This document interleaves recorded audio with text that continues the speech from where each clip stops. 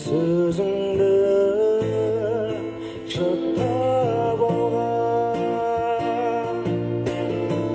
Мейлі өзгер шашыңның түсінде, көрмей-ақ қой мені түсіңде, саған жазған әндерімді түсінбе.